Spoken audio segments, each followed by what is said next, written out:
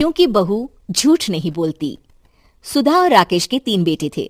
शादी के बाद तीनों माँ बाप से दूर रहते और सिर्फ त्योहारों में आते। माँ जी, पिताजी, अगली बार आप लोग हमारे घर आइएगा। अरे नहीं बहू, सब यही आ जाते हैं तो घर खिला खिला लगता है। हाँ बहू, तू हमेशा बुलाती है तो जरूर आएंगे तेरे पास भी। हाँ हाँ, दीदी का घर बड़ा जो है, सब कुछ अपनी शादी के बाद दीदी को ही तो दे दिया था। हमें भी दिया होता तो हम भी बड़ा घर लेते। क्यों सुनील? अरे नहीं नहीं, पापा ने सबको एक बराबर ही दिया है। छोटी बहू, क्या चाहिए तुम्हें, बोलो। वो आपके सोने की चेन वाली घड़ी है ना, वो अगर आप मुझे। तभी वहाँ मजली बहू भी आ जाती है। और मुझे ना आपका मंगलसूत्र इतना लंबा, सुंदर और भारी भी है। अरे हाँ हाँ, तुम दोनों को ही दूंगी बहू, चिंता न करो। चलो अब खाना लगाओ, खाना खाया जाए। सभी मिलकर खाना खाते हैं कि पड़ोसन आ जाती है। अरे सुधा बहन, थोड़ी चीनी तो देना, घर में शक्कर नहीं है और मेहमान सर पर बैठे हैं। अरे छोटी बहू, चाची को शक्कर तो दे दो।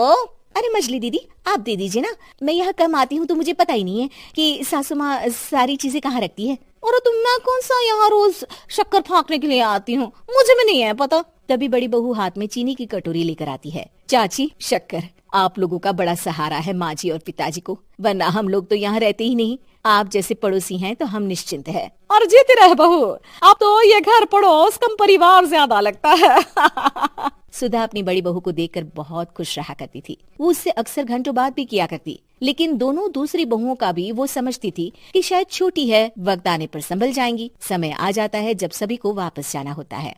माँ जी, हम लोगों की फ्लाइट पहले है, हमें इजाजत दे। वो सास के गले लगकर चली जाती है। थोड़ी देर बाद छोटी बहू कहती है, माँ जी, मैं ना ये सोफे के कवर और चादरें ले जा रही हूँ, यहाँ तो ऐसी ही पड़ी रहेंगी। हाँ हाँ बहू, ले जा। और कुछ चाहिए तो बोल। और तो चाहिए बहुत कुछ, पर चलिए कोई बात नहीं, अगली बार ले जाऊंगी मैं। ऐसे ही मंजली बहू भी घर का बहुत सारा सामान ले जाती है। सभी के जाने के बाद सुधा राकेश से कहती है, घर कितना सूना लग रहा है ना। हाँ, और खाली भी। तुम्हारी दोनों बहुएं सब बटोर गई। अरे ठीक है ना, हम दोनों ही तो हैं, कितना सामान लगेगा। फिर उन लोगों की नई गृहस्थी, इतना मत सोचा करे। समय बीतता है। ऐसे ही हर साल त्योहारों में सुधा और राकेश के बच्चों की बहू आते और जाते वक्त ढेर सारा सामान पैक कर ले जाती। लेकिन कुछ ही सालों में सुधा का देहांत हो जाता है। पिताजी, आप यहाँ अकेले क्या करेंगे, हम लोगों के साथ चलिए। अरे नहीं नहीं बहू, इस घर में सुधा की यादें हैं, मैं उसे नहीं छोड़ सकता हूँ। अब तुम लोगों की माँ नहीं रही। देख लो, वैसे तो मैंने उसके जीते जी सब कुछ दे दिया है, लेकिन कुछ उसका पर्सनल कीमती सामान था जो ये है, ले लो। सामान में होती है एक घड़ी और एक मंगलसूत्र। माँ जी ने कहा था कि वो ये घड़ी मुझे देंगी। हाँ हाँ पिताजी, माँ ने सबके सामने ये घड़ी सरिता को देने के लिए कहा था। उठा लो सरिता माँ की घड़ी। अब क्या था, छोटी बहू फट से घड़ी उठा लेती है। और पिताजी, ये मंगलसूत्र तो माँ ने मुझे ही देने को कहा था, याद है ना। वो सभी की ओर इशारा करती है। तू भी ले ले ये हार बेटा, कोई बात नहीं। मंजली फटाक से हार उठा लेती है।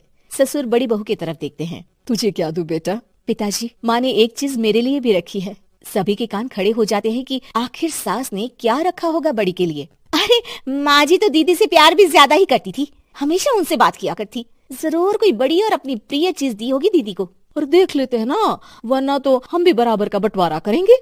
हाँ हाँ, कर लेना बंटवारा। लेकिन बड़ी बहू बताओ तो, सुधा ने क्या रखा है तुम्हारे लिए? अभी तो हम लोग यही हैं पापा जी, जब जाने लगेंगे तो बता दूंगी। बड़ी बहू के मुंह से ये बात सुनकर बाकी 2 बहुएं सोचने लगती हैं कि आखिर क्या है जो दीदी को सासू माँ देकर गई हैं। दीदी, ऐसा तो नहीं ना कि पूरे घर का आधा हिस्सा माँ बड़ी भाभी को देकर गई हो। तभी वहाँ ससुर आ जाते हैं। नहीं नहीं, ऐसा कुछ नहीं है। मकान तो तुम तीनों का बराबर से है। देखो, बड़ी बहू से तुम्हारी सास ज्यादा जुड़ी थी, न जाने क्यों घंटों बात किया करती थी। पता नहीं क्या देकर गई है उसे। और ससुर जी, आपको क्या पता, चालाकी से पूरे घर के पेपर में साइन करवा लिए हो, या फिर कोई छुपा गहना। आखिर मकान पूरा तो आपने सासू माँ के नाम ही कर रखा था ना। अब घर में ये सस्पेंस बन जाता है कि आखिर बड़ी बहू क्या लेकर जाएगी। फिर वो दिन भी आ जाता है जब बड़ी बहू के जाने का समय हो जाता है। बेटा, परसों तुम चली जाओगी, बताया नहीं माँ ने तुम्हें क्या दिया? घड़ी और हार जो बेशकीमती था और तुम्हारी सास को सबसे ज्यादा प्रिय था, उसका तो बंटवारा भी हो चुका है। अब तुम्हारी बारी। हाँ पिताजी, आज मैं ये बात बताने ही वाली थी। माँ ने मुझे उससे भी बेशकीमती चीज दी है, और वो है आप। आपसे अधिक प्रिय उन्हें कुछ नहीं था।